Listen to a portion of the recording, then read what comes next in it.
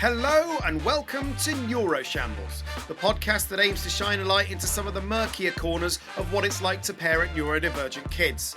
I'm Mark Allen, and every episode I'm going to be swapping stories with my guests about some of the frankly ludicrous nonsense we have to deal with on a daily basis. So, if you're anything like me and you're feeling frazzled, overwhelmed and pretty much an outcast from polite society, join me.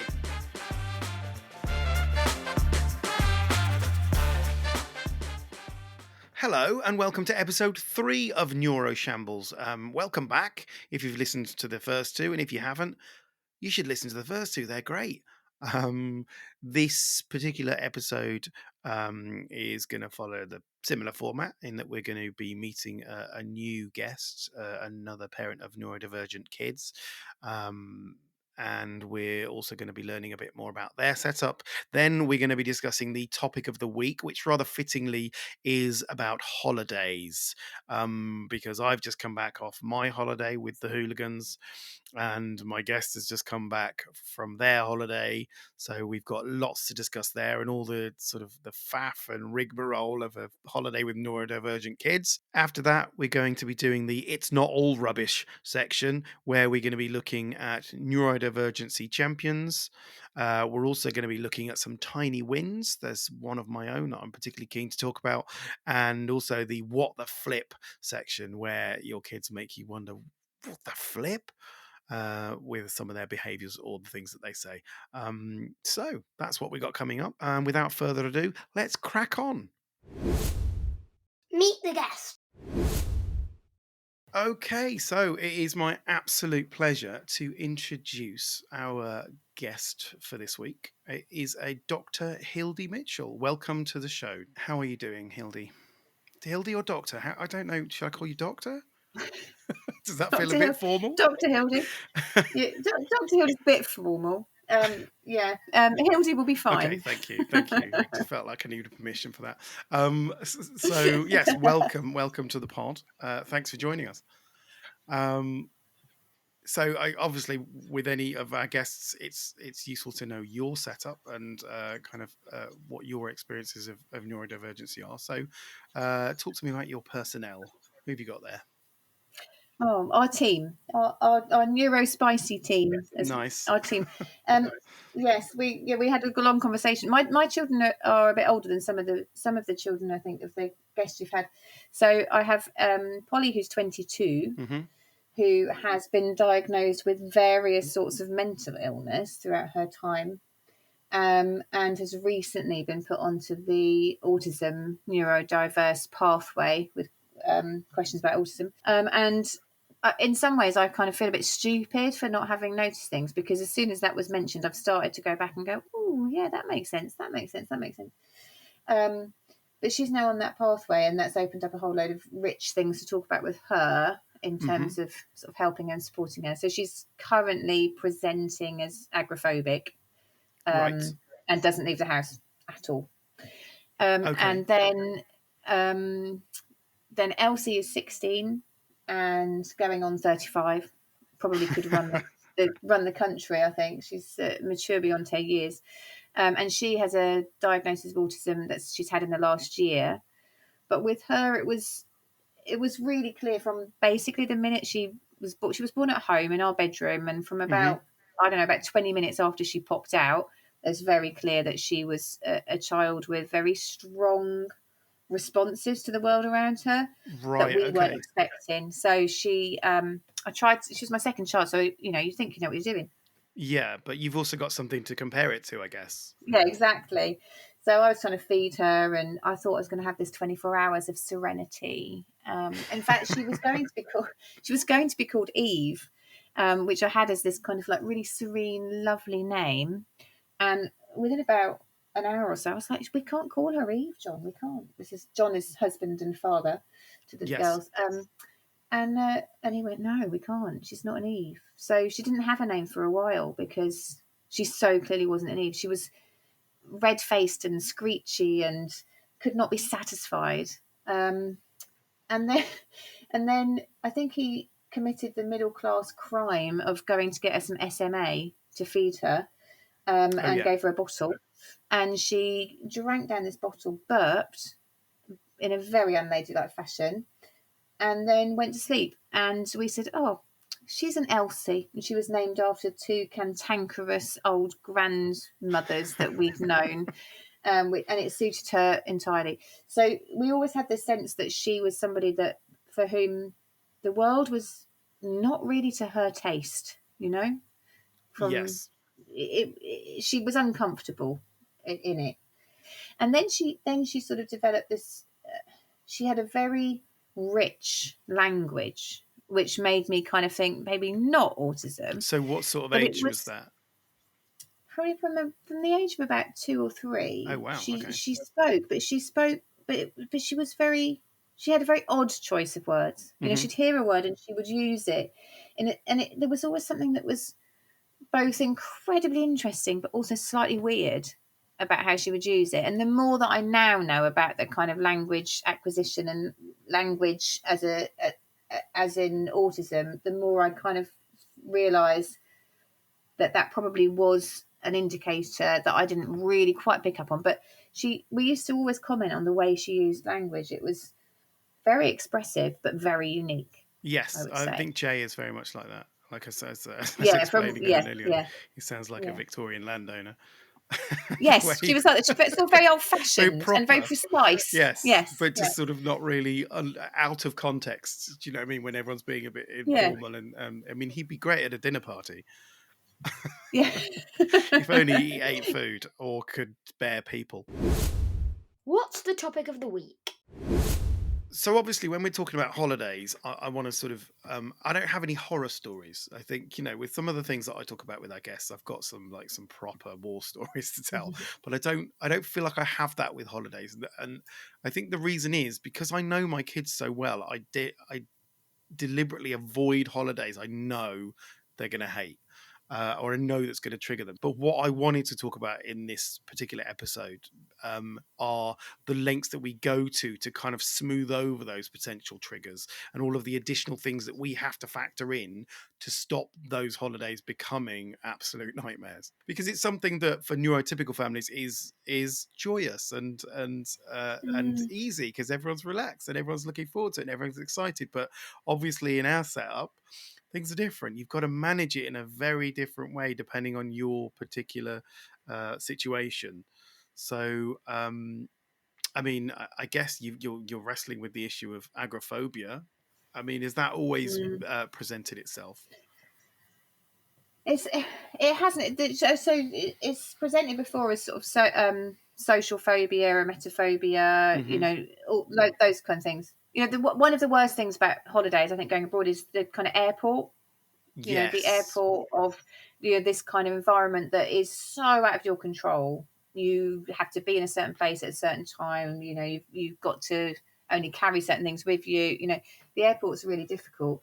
And the last probably the earliest sign of Polly kind of tipping into sort of agoraphobia was an airport experience where she just didn't cope at all. Yeah. And I think she was about 12, so she wasn't that old to be on her own in an airport. And she just stormed off and disappeared, and we couldn't find her anywhere in this Oh my airport. And I god. remember And being it in is Gatwick, so stressful, and airports anyway. yeah, we just didn't know where she was. And you've got this kind of panic about not knowing where your child is, who's kind of young and vulnerable, and obviously in a very anxious state. And Hmm. also, you're trying to get your flight, you know. Yes. So you've got the kind of gate numbers coming up, and you're like, Oh, "Fuck, I've got to go find this child," So that was what our probably worst airport what did you experience. do then? I mean, how do you was there an announcement on the I think tannoy? John, who was usually the more calm of the two of us in these situations, I think just went and kind of just calmly looked for her and left me with Elsie. But I was in a horrible panic, Yeah, of course. um, and he was kind of going, "Well, if we don't go, we don't go." And he's right. You're not gonna Now, you gotta leave a child behind, are you? no, exactly. And I think but when that's happening for the first time, you're kind of sort of terrified. I think I was talking to the girls actually about um, airports earlier, and that Elsie, we've not really struggled with Elsie in airports, and I think it's partly because one of her best and most beloved distraction techniques is shopping, and it doesn't even need to be for her, so it's brilliant on holiday. So and airports are full of shops, aren't they? So Yes. it's amazing. They nearly always have a Lego shop, which is, buy some Lego and then you're kind of set. But she doesn't even need to buy something for herself. So this most recent holiday, I ended up with a pair of AirPods because she decided that I should have some AirPods so we could share watching a movie on the plane. Amazing. So as long as we can shop, Yeah, we're so that's okay. good. Okay. Yeah, Because so we found that way. I was very anxious about going to the airport, as I mentioned in the last episode, actually, and Belle suggested Gatwick Special Assistance, and it was a godsend. Like, thank you, Belle, thank you, Gatwick. It was amazing. It was so good. Yeah, because we sort of turned up and you got a separate check-in. So there's a massive queue when you turn up for we were flying EasyJet. Mm, EasyJet were very good actually as well, because I phoned up the special assistants. We kind of booked it with them. And when you book it, they say, do you want to board the plane first or last? I was like, oh, that's a good question. I mm, genuinely don't know what what I'd prefer. Um, mm. it's a tricky one, isn't it? Yeah, it's one of those two options is the correct one. We decided first, and we got on first and just get settled in, just give them like screen time immediately. Yeah, All calm them parenting, down. all parenting rules are out the window. Let's just get everyone calm. Obviously we're not normally the kind of parents to just stick our kids on iPads and switches and stuff, but for the duration of this, we were, because we were kind of trying to be respectful of everyone else on the plane as well, and ourselves. So we got in and jumped the queue, which was amazing. Made the kids feel very special, and then got settled in, and that was a great experience. But the other thing is that there's a space with special assistants at Gatwick that you can sit that is kind of quiet and calm and away from the main hubbub, which I didn't know about, and it was brilliant because they could just sort of sit around a table and fizz. Basically, is what they do, Yeah, twitch and fidget and stuff. But they're not like hugely triggered by all the other stuff that's going on. Because as soon as you go into the main airport, then it's just carnage. yeah, that space. I mean, when it's busy, is if you've got children that are triggered by kind of noise and heat and everything, it's just really difficult. We got held up coming back from Lanzarote last week, Oh right. and we got held up. It was like a comedy of errors. So we got onto this plane where the air conditioning wasn't working Oh because of okay. something, and then because it was so hot on the plane, the air bridge locked and they couldn't get it off. So we were stuck on this hot plane. And in the end, they got us off the plane. And Elsie is very sensitive to heat. Mm-hmm. Um, so she was sitting there sort of dripping with sweat. And she also had somebody behind her talking about, because this was the day before GCSE results, talking about not getting back for GCSE results. And she was then starting to respond to this other lady's panic Oh about the god. GCSE results. So she was getting really wound up. And I was really impressed. I mean, maybe this is a bit of hope for people who have neurodiverse children. I mean, these were all her triggers, but she was able to hold it together. She was safe enough with us Mm-hmm. And how that does she regulate you in know that situation? we got her loads of water. Mm-hmm. We got off the plane because they took us all off. But I think I might have asked for us to get off if it had got any hotter. And then she went shopping again with John. So she went back into the shops. Um, and then plugged herself in. So plugged herself into her AirPods and her Yeah. screen, Uh-huh. and like totally went into it. And that I am not a anti-screen person and anti when they're little, it's sort of acceptable now to give them ear defenders and things like that. But at 17, you're not going to wear ear defenders. At 22, you're not going to wear ear defenders. But you put your headphones in, you go into your podcast, you go into your video. These things are really calming, and my girls have sort of developed their own techniques for doing that. So I look at them and I think, what? We're going to be late. Why are you watching that video? But for them, they're watching that video to calm themselves to the Yeah. situation Yeah. where they cannot be late. It's Mm-hmm. it's a big sort of parental shift for me and my understanding of it. So yeah, so that whole airport thing. And the other thing is, where I'll kind of probably get onto in a minute, is we sort of accidentally ended up of going to the same place for the last 20 at least 20 years for our When you holidays. say And accidentally, there has to be an element of selection there. there was there was a lot of choice actually because we bought a timeshare, so there was like there was Okay. probably 20 grand's worth of choice because we actually paid out money. But we went when Polly was a toddler with extended family to this tourist resort in Lanzarote. It's called Club La Santa, and Yeah. it was set up in 1983 by a Dane who wanted to get into the kind of tourist market in Lanzarote. They were given like they wanted to kind of promote tourism, and he had this idea that he would set up not just this sort of sun and sea holiday, but it would be sun, sea, and sports, and this would be his USP.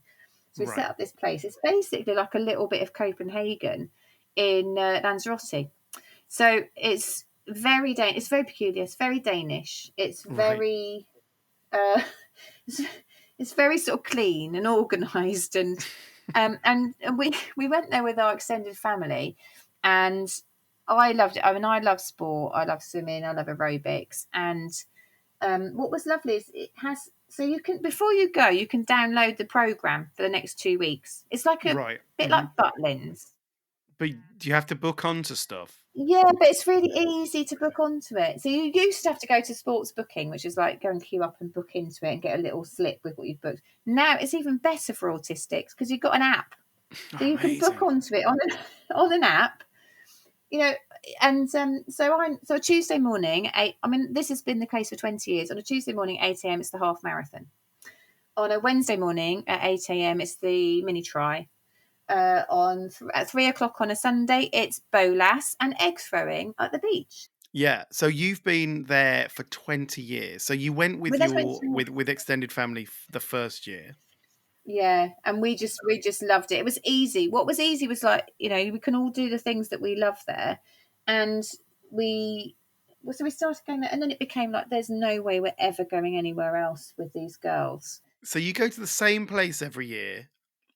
Yeah, same And place, same room. We have yeah, the I was same going to say, room. because you mentioned when we first spoke about this, that it was the same room. Is that by design? Do they just have it like, well, I guess it's a timeshare, right? So that's It's a the, timeshare, yeah. So we have the same room. So, but we recently bought a few years ago. We decided we'd buy another week. So we have 2 weeks in 357B, and mhm. we decided we wanted another week. So we had more flexibility about which weeks we went, but we had to just buy what was available. So we bought 10B. So we've got a week in 10B, which is in a different part of the apartment of the hotel, and it's completely different. It's like it has different sounds, it's different smells. Was that okay? It's more stressful. And we went this time, and Elsie was definitely dysregulated in 10B to what she was in 357B. Wow. It's nearer the restaurants and stuff, so it's Hmm. noisier. It smells of food. It's just got a different energy about it.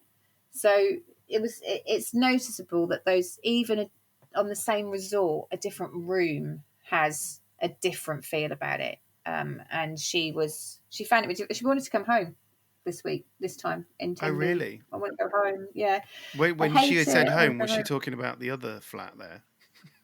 She was talking about home, Okay, home. home, I home. think. Yeah, and then 2 weeks later, we were in 357B, and she said, I love it here. I love it. And I said, I nearly booked you a flight home last week. And she went, I know, but what did she say? I was just adjusting. She said, I was adjusting to being here. And I think that's a thing that our younger children can't really articulate, that kind of process of shifting, I remember, you know. I can't remember who told me, but someone said that if you go on holiday with neurodivergent kids, you need to kind of have an extra 3 days to get people to Mm. kind of get used to it and to bed in a little bit. So what we booked 10 days in an Airbnb. So again, similar, because it was an Airbnb, we could look at the website and there was loads of photos of everything to expect, and we kind of knew that, and you could even see a photo of the host. So that was quite good.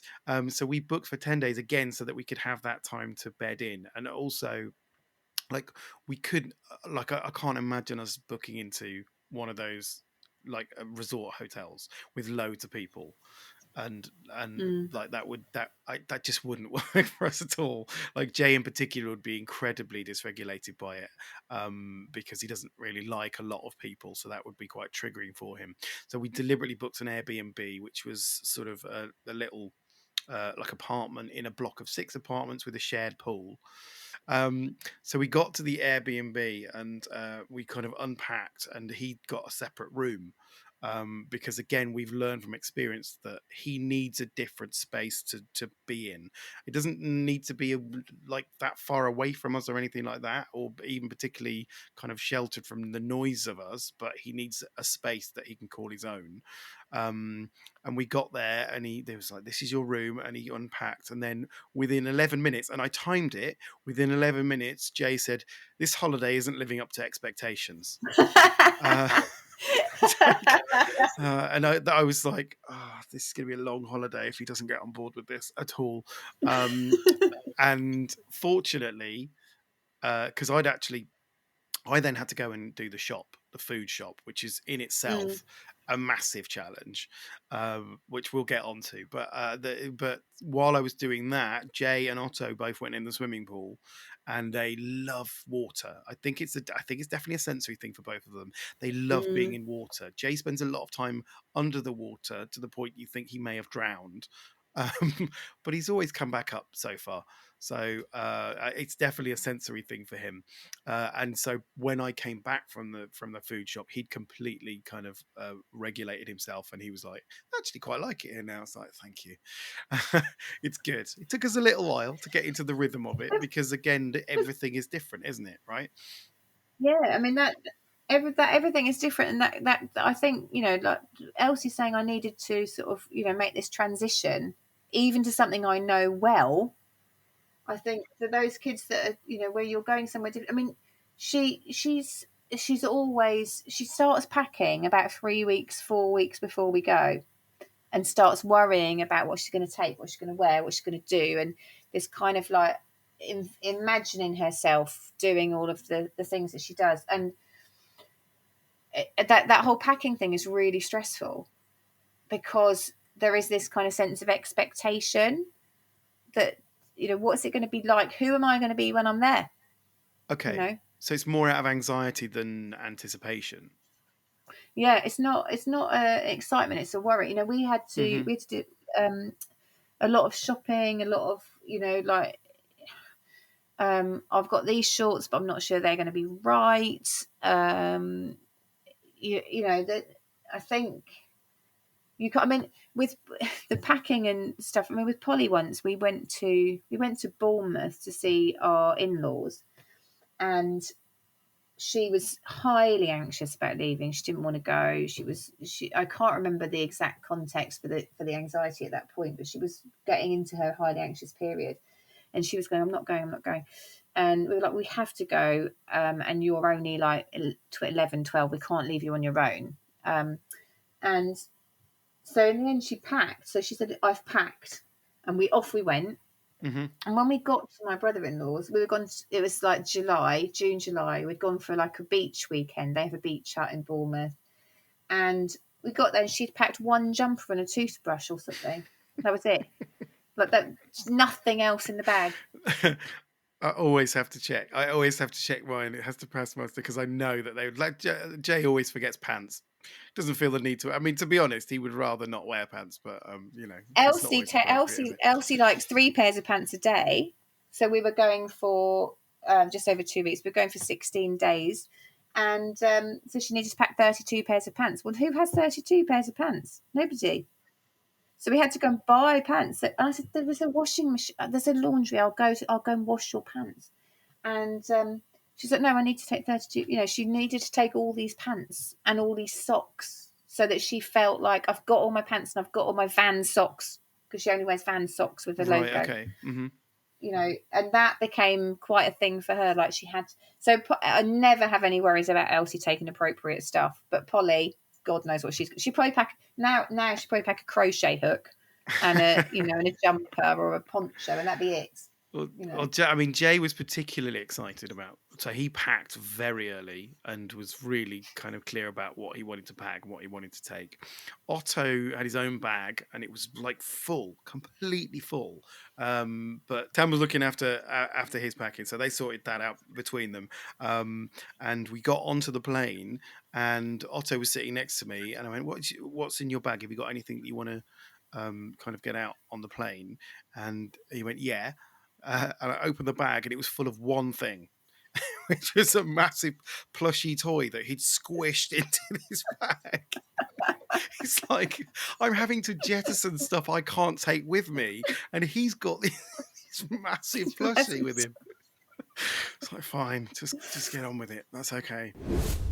Jay was very, very keen to go. So there wasn't it wasn't anxiety for him. He really wanted to go. He was really excited. They all were. We kind of built up, over the kind of weeks ahead of it, because we wanted to make sure that they were kind of excited to go, and that we were trying to get, because I knew that Otto would be anxious about the flight in particular. So I wanted to kind of smooth all that out. So the morning that we had to get to the airport itself, we chose to get a cab, because I just did not fancy getting a train with all of Mm. them, getting a train with this anxiety and with this excitement, and it would just the thought of being in public with that level of dysregulation does not fill me with joy. So it was expensive, but it was definitely worth it, and it made my kids feel like rock stars being Yeah, driven rocking to up the in the airport. So taxi. that was quite cool. They were really excited about the fancy car that they got to go in. So that was really nice, and took away some of the potential anxiety. But we had to get it at 5:30 in the morning, which meant we had set the alarm at 5 o'clock. And that's already a very, very early start for me. I'm not comfortable at that time in the morning.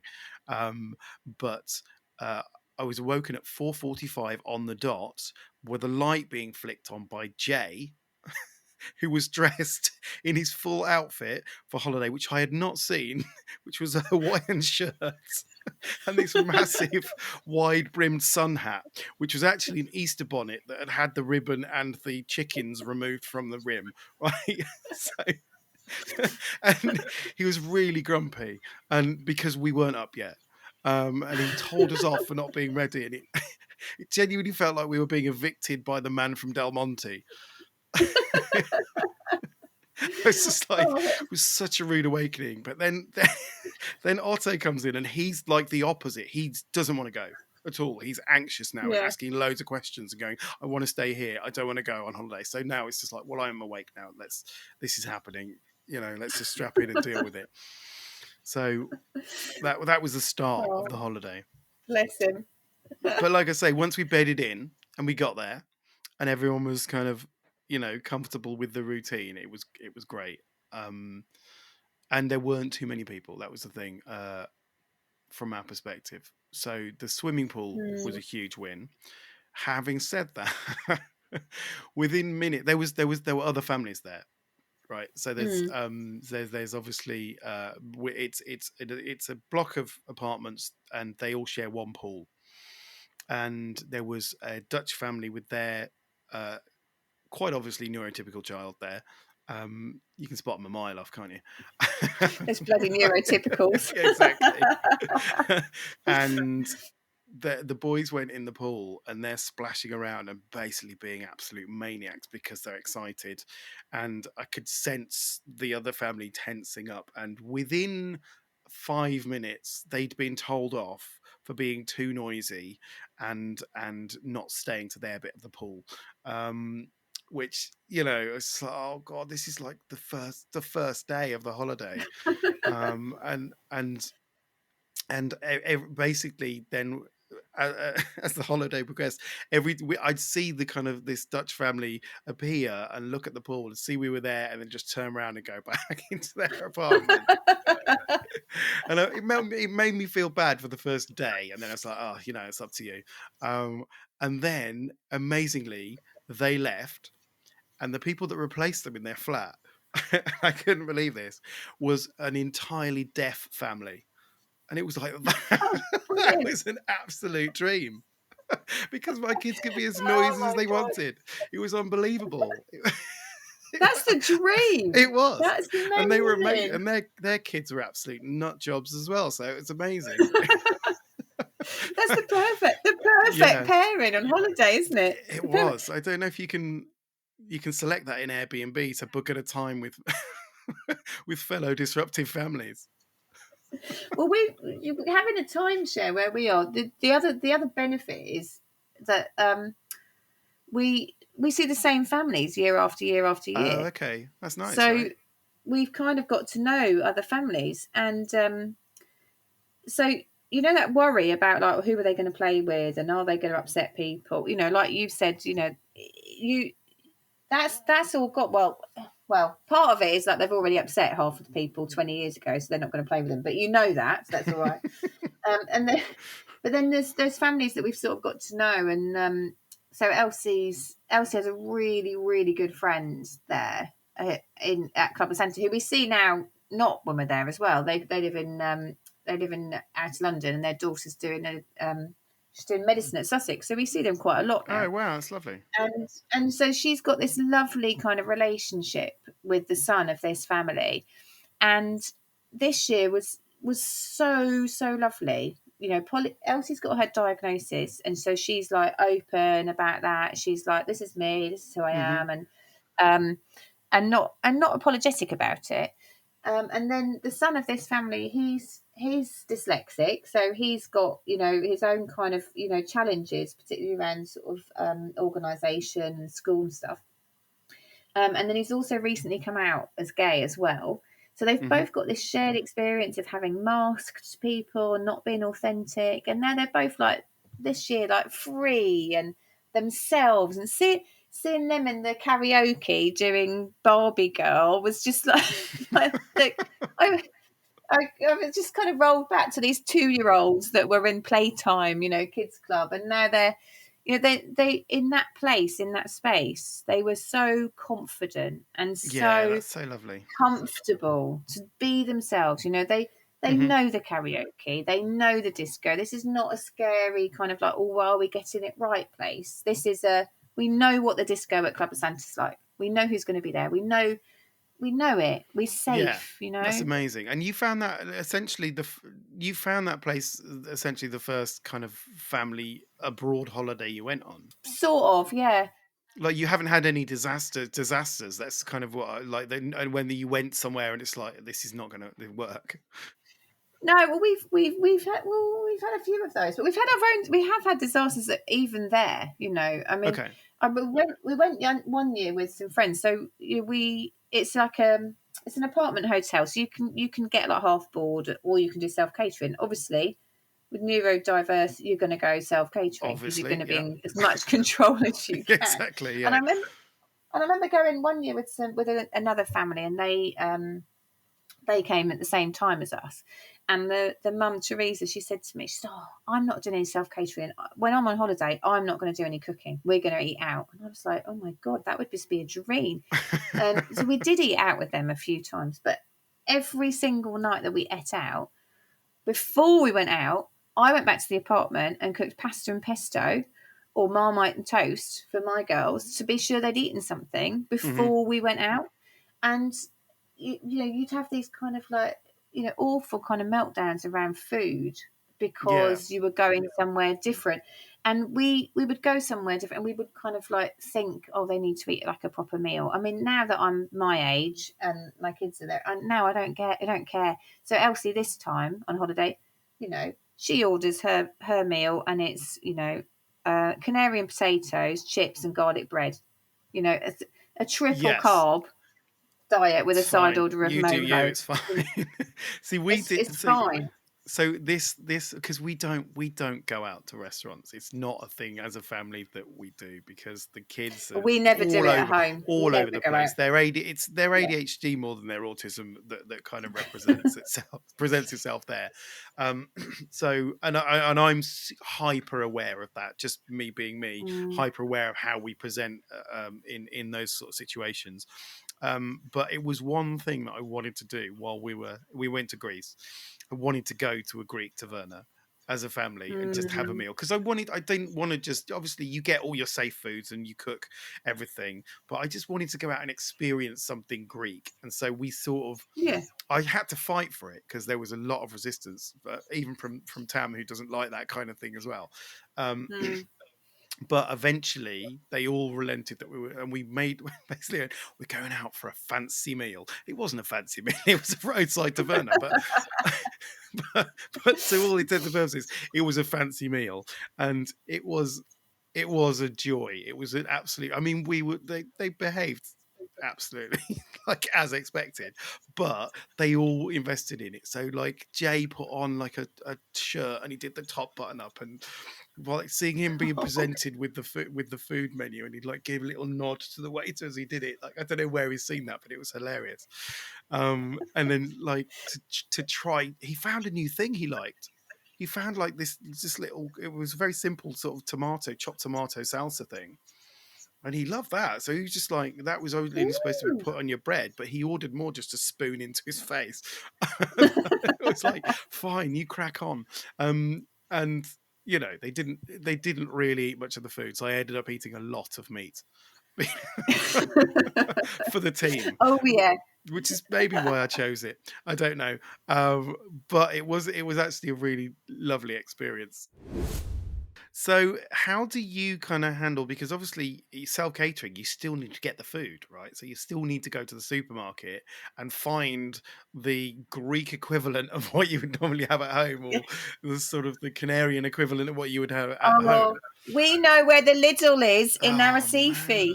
Don't worry, it's fine. We go to Lidl. you got it all sorted. See, it was a Yeah, minefield we where know. I was. We know the Lidl. We know. We even know the middle aisle. Uh, you're going to drive by a drill while you're on holiday, and it's all sorted. Yeah, maybe an inflatable canoe. Yeah, We're because I all had good at the that. We're good at that. so I had to navigate Google Translate, which has got I don't know if you've used that, but it's got a camera. Uh, the camera button, so Yes. you can translate, because Greek is not even close to being a language I can guess at. But obviously I need to make sure it's got none of the things that are going to be triggering for any of the kids, because they're all very, very individual in terms of what they want. And again, I'm also having to like cook, because I obviously cook everything from scratch. So I end up having to cook pizzas um, in an oven where I don't have a rolling pin, because what Airbnb has a rolling pin. So I'm using a watermelon to roll out my pizza dough. It's like, No, you don't use a watermelon. Use a wine bottle. no, because I tried that, and it was, because it was in the fridge, it was sticking to the dough, and the watermelon is actually, it's my top tip, is watermelon is actually quite good in the end.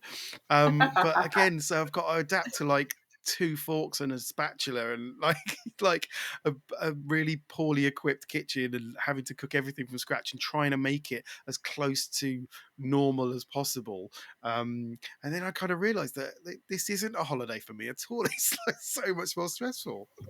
It's so much more stressful. Because you're going on holiday to somewhere new, like you say, with a very poorly equipped kitchen, an oven that you don't understand, and the instructions are in Yeah. Spanish or Greek or whatever, and trying to make something exactly the same as you would be making at home. And you think, I could make this at home so much more easily. Why are we going anywhere? why are we even here? Having said that, And we like I we say, take Marmite and pesto with yeah, us. that's good. You pack exactly the same stuff. So in my suitcase, I've got my sun cream and my Marmite and my See, I pesto. could have done all of that if Otto hadn't have taken his plushie. They could have all You gone could in have his. taken the Marmite. They could have all gone in his bag. I could have taken a rolling pin. Well, we made a list after Club de Santa, after the first couple. We used to have a little note. I've had a little notebook. I probably could find it actually. A little notebook, and it has a list of things that you need to take when you go. So it has Marmite, pesto, cheese grater, because they don't have cheese graters, so you can't grate the cheese to the No, required consistency to go on the pasta. is And that I a have thing this for list. you? Because I discovered that this weekend. I went camping with Jay, and I got some grated cheese, and it was like, I said, "Do you like this cheese?" It was like, "Yeah, it's grated in the wrong way." Well, since when is that a Oh, thing? God's sake! we haven't had that so much, but yeah, that you cut up So the you wrong take a way, cheese all of grater that. on holiday with you? Well, we did. They've started having cheese graters now, so we haven't had to they? take one. We crossed I that was off the going to say, list. do they let you take that on the plane? Because that could be like a very obscure type of terrorism. It has to go in the hold. It has to go in the hold with your Marmite, because the Marmite's too big. For 3 weeks, we can't get away with a little tiny one. You know, it's got to be the big, Oh my god! the big one. It is amazing the things that you think are normal to take, because you just can't really function without them. I mean, you know, you've got to have those safe things, haven't you? You've got to think, what are the safe things? What are the things that are there? There's so much planning involved. This is the first big sort of holiday that we've done in this format, but and it pretty much, once we got into the rhythm of it, it was like, get up, watch some iPad, have some breakfast, go into the swimming pool until 11 when it gets too hot, and then you come in at 11. Then everyone else basically gets to go in the pool without being splashed and terrorized by my kids. And then we'll go and find a shady spot for a couple of hours and read or play board games. So Jay would read and Otto would play board games, and then we'd go on an afternoon adventure. That was always the sticky bit there, because like Tam and I wanted to go and do something a bit different. So at one point they suggested climbing up the mountain that we could see. so we did that. We actually did it though. I mean, it was Wow. easier going up than it was coming down, because by the time we came down, Jay had had enough, and he was very, very vocal about that. Um, and then we went into the local town, and again, we're just sort of making them challenge themselves and having to put up with the moaning. And Jay and I decided, well, I decided to go little walk to this little lighthouse, and Jay's moaning and moaning, and then eventually he was I don't see the point of being here, because it was just walking to a lighthouse and back. And I went, sometimes it's about the journey rather than the destination. And he went, well, the journey's been awful, so I hope the destination has more to say for itself.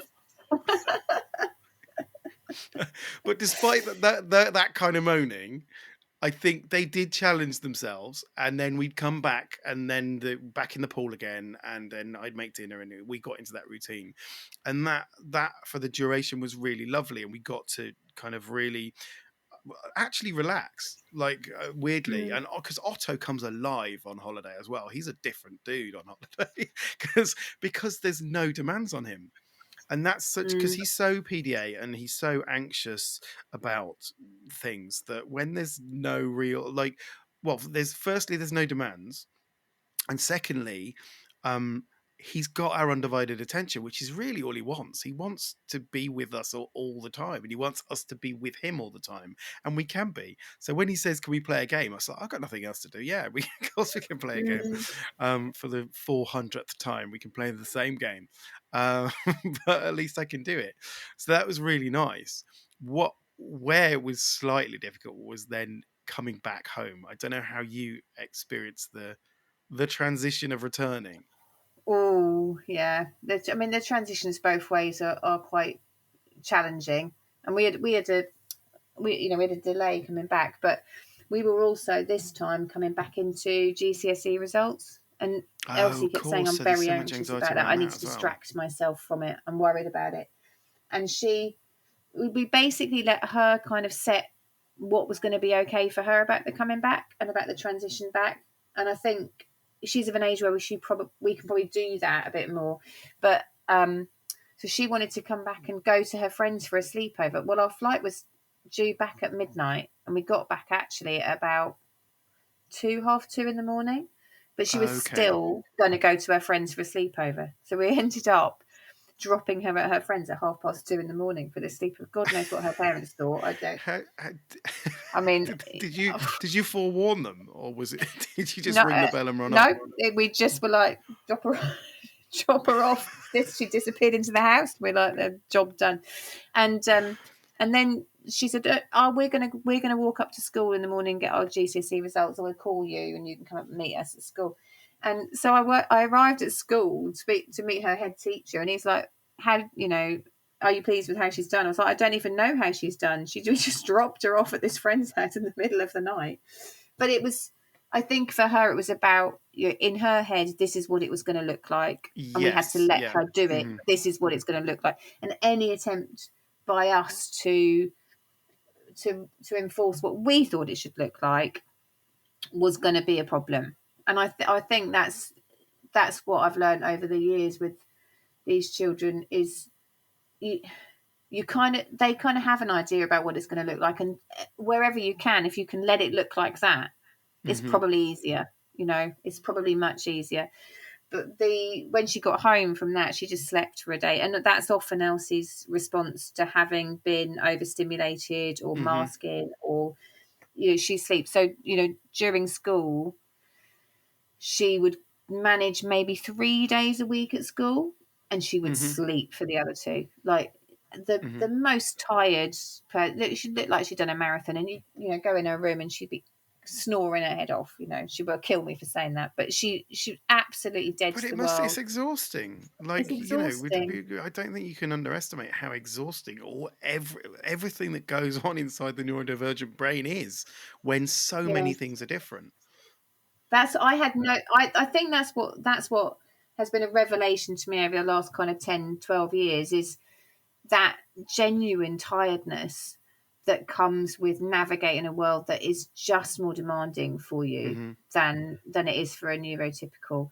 And it's not being lazy, it's not being weak or anything. It is No, no. being completely burnt out and completely exhausted. And where we give her time to recharge is really important. It's really, really important that she has that time, and that I kind of stand up for her as well. She's not being lazy. She's really tired, you know? Yeah, yeah. I mean, we always made we met. I, I kind of said that I was going to go to my niece's birthday party the day after the holiday, and it's as soon as I did that, I was like, yeah, that's not going to happen. That's not going to Like we happen. can't It's not going to happen. because then it's not. I'm not going to just going to pick up the kids and right. I know you've got back and you're just like enjoying being back in your own space, and you need to just just acclimatize to the change of pace again. But let's all go to a 3-year-old's birthday party. It's like no, we're not going to do that. So we didn't. That would have been the worst thing we could do. Because ours are older, for me, in a way, that's good. I know she's going to crash after we've done a weekend away, or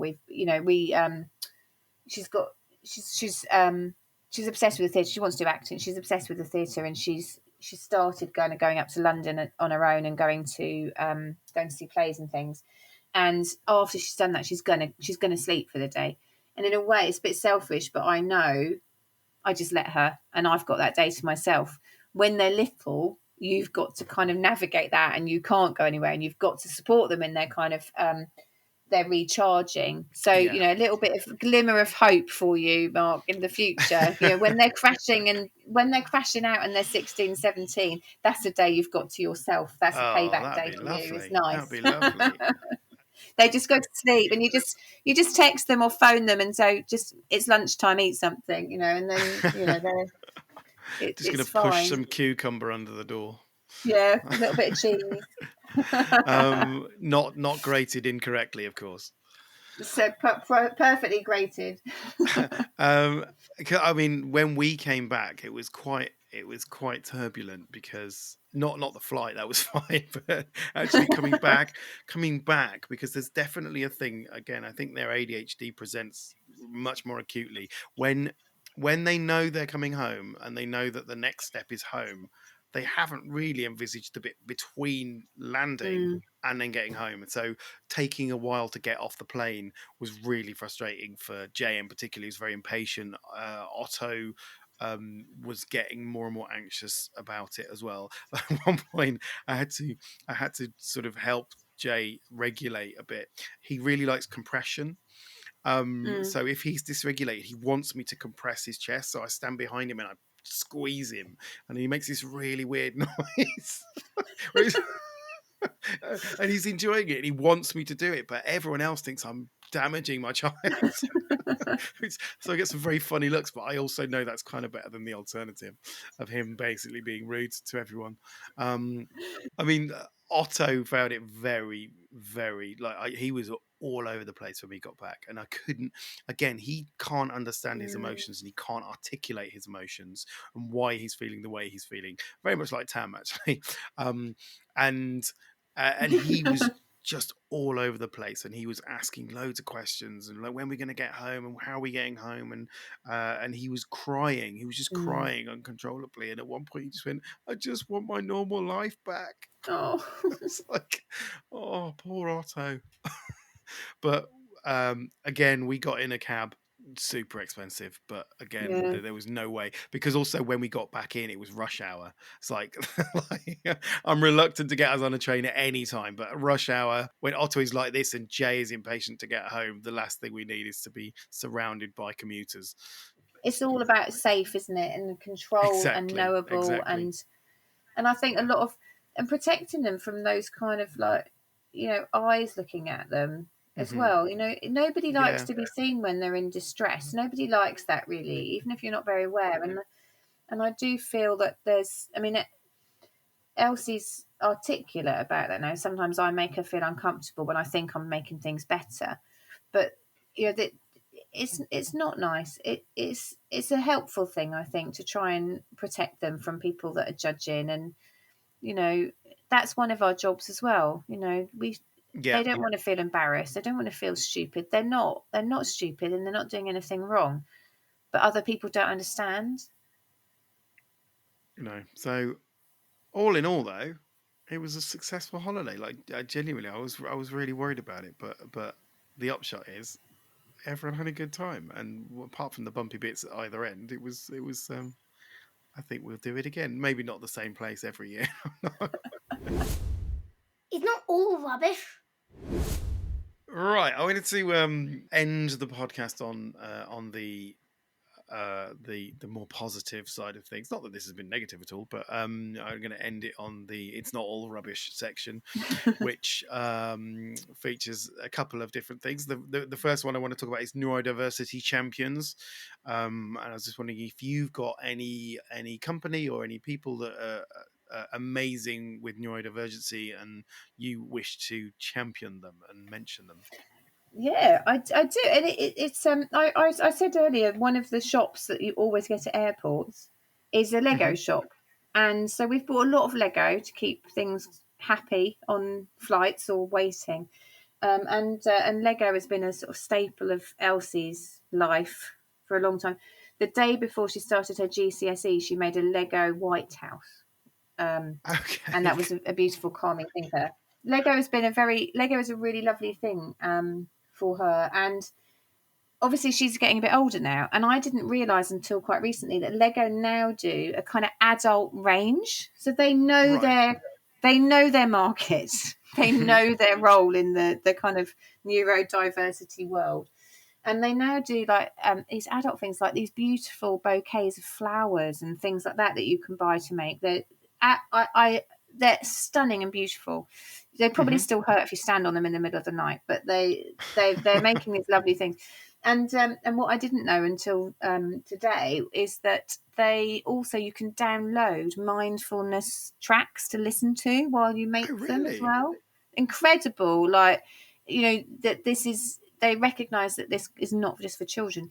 And Elsie said to me tonight, she said the for her as a neurodiverse person, actually the creating of things to the kind of to the instructions is also really important. That actually being able to follow those instructions and to be able to have it Yes. all kind of organized is really, really helpful and really calming.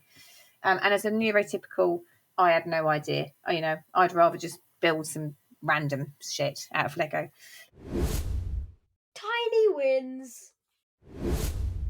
Um, the other section I wanted to kind of do in this one is the tiny wins section, which is always a favorite of mine. Is these things that would ordinarily in a neurotypical family not be seen as a major thing at all, but in our worlds, what would be seen as a tiny win in their world is a major victory in ours. So, uh, have you got any tiny wins you want to share with us?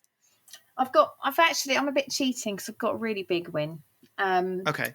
but I think a lot of people take it for granted. But Elsie's just finished school, and yeah, finishing school was a win for us. But she went to prom, and Oh, amazing. And you think of prom, it's like wearing fancy clothes, having your hair done, going to a new place. But It's like so super much social. expectation. Oh Yeah, God, yeah. absolutely massive. And Polly didn't go to school, wasn't going to school when when she was that age, so she never got a prom. And the win for me was we managed to buy a dress, which was still a dress she wanted to wear by the time the prom came. Okay. um, we we did her hair, we did her makeup. It was a really hot day. Heat is an issue for her. We managed to get Yeah, her of there, course. and she went to prom.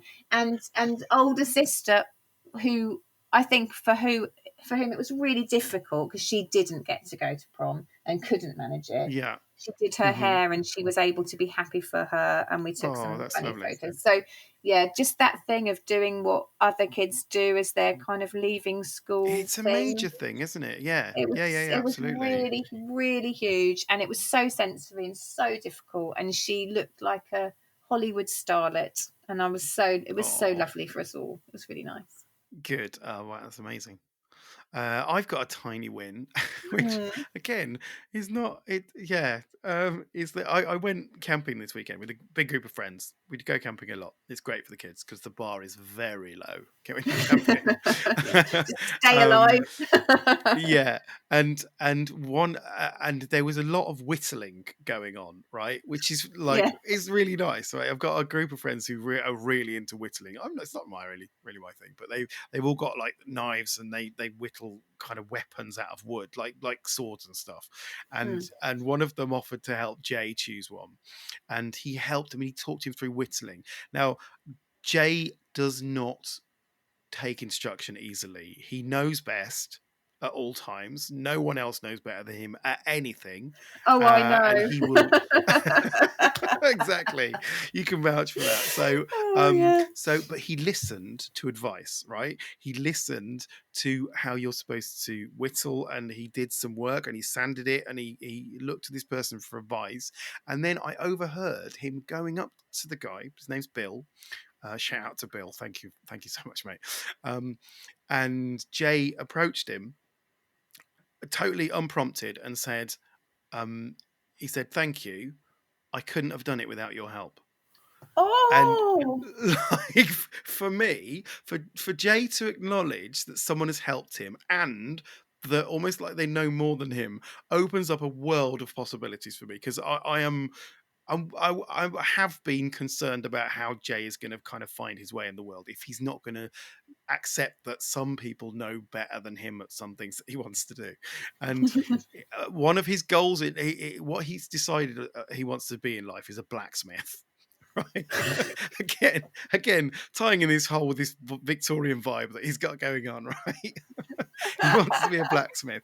And I was like, that's great because it's a thing that you can do. And like, if you've got a goal, we can make that happen in whatever way. But at some point, you're gonna need to listen to someone's advice, and you're gonna need to accept that they can show you how to do it, Mm. and to kind of be guided by them. And I've always been worried that he would just walk into a forge and go, "I know what I'm doing," and like end up setting fire to the forge and burning himself. So just overhearing this conversation completely unprompted just made me realize that it's just me he won't take advice from. And that made me feel wonderful. Oh, So that is my tiny win. that's a brilliant win. That is the brilliantest win. What the flip? Um, the other one, the other part of this section I wanted to do is the what the flip section. This is basically where you just have a moment, an interaction with your kids where it's just like, where the hell has that come from? What? And again, I have to regularly, mostly with Jay, to be honest. I don't know if have you had any of these with yours recently? Yeah, so the what the flip that comes to mind with me with my two is the extent that the hilariousness of the fact that they can't kind of get themselves together to eat a meal. They have to sort of be reminded or presented with an actual plate of food that's all Yes. separate and that's things that they'll eat, and quite beige usually. And but they can both kind of follow really intricate patterns or instructions. Elsie will make her idea of fun is to make some IKEA furniture. And Polly crochets these kind of elaborate designs. She did this Barbie logo crocheted into the fabric of a jumper the other day. So Amazing. hilariously can't cook breakfast, but But like detailed and complex instructions, they're fully on board with. it. Awesome, I can't get my head around that. I just had to do some IKEA furniture recently, and if I'd have known, It's her idea of fun. I thought the first sort of 20 minutes was fun, and then it became torture for me. So I will definitely bear that in mind next time. I had a couple of what the flip moments with Jay on holiday. One was when we were on the flight on the way there, and there was a baby crying on the plane, and he was like, "Who would bring a baby on a plane?" I was like, well, "We brought you on a plane when you were little." He was like, "Well, I didn't cry." I was like, "Jay, it's not his fault. He's just having a really bad time." And he said, "That baby wasn't having a bad time. He's just a weak-minded fool." So, yeah, yes, he is. I can't argue. It's fine. I love that kid. And the other one, which was which really threw me, I didn't know where to go with it. We were on a hike in the afternoon of adventure on our holidays. We were on a hike up a mountain that they'd identified. It wasn't actually a mountain, but it felt like it. And Otto and Tam were like miles ahead of us, and Jay was with them, and me and India were just kind of sitting in the shade for a little bit. And Jay then walked back towards us really casually and very matter-of-factly just went, "We think Otto might have fallen off and died. We don't have proof yet, but Mummy's looking."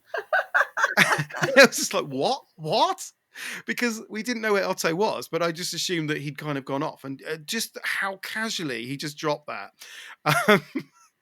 was really alarming. So then I'm shouting ahead of me, and eventually Tam was like, "It's okay, I found him," and he was safe. And so he'd wandered off, but being Otto, he's just in his own world, so he's not responding to us calling his name at all. He's just in his own little world. So eventually we found him, and then Jay went, "Oh damn, and to think I might have been rid of him once and for all." He's like some Bond villain. You need to get him a little white cat to stroke. Yeah, I think that's we do have a grey and white cat, but he won't go near him. One of the other things that I wanted to kind of do in the "It's Not All Rubbish" section, because as we know, we talk about the challenges that we face with our kids, but I definitely want to highlight the things that are amazing about them, and I think it's important to recognize that and to acknowledge that. So this is your time to tell me, what is the best thing about your kids? Well, apart from getting my IKEA furniture made for me, which is a bonus, they are both absolutely hilarious. They are the funniest people I know, and our family WhatsApp is a source of great entertainment to me. They are funny and clever as well. And what we're getting now as they get older is we're also finding they're absolutely brilliant at pub quizzes. So brilliant. They hear something once, they know it forever, and we're finding that very useful. I think we're usually third in our local pub quiz, but we're hoping to improve on that. Excellent. No, Otto's definitely good at remembering things. That he's just a little bit too young to take into a pub reliably at the moment. This is what you've got to look forward to, you see. One day I'm going to be training him up. They're just correcting you all the time. They'll actually be able to win you prizes. Yeah, I can't help but feel that Jay is going to be correcting the quizmaster in a way that would get us kicked out, though.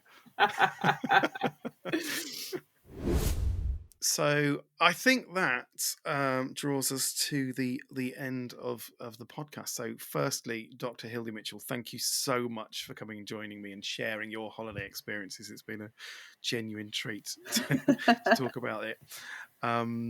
And if anybody is listening at home and you want to write to us, you feel free to contact us at hello@neuroshambles.com. If you've got any ideas for any kind of topics that you want us to cover, or if you want to share your own neurodivergency champions, we can talk about that. Any way you want to get in touch with us, we're also on the socials.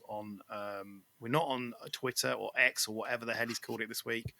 We're on Threads in case that takes off, but Instagram, Reddit, all the socials, and Facebook, all of that gubbins. But feel free to contact us. It'd be lovely to hear from you.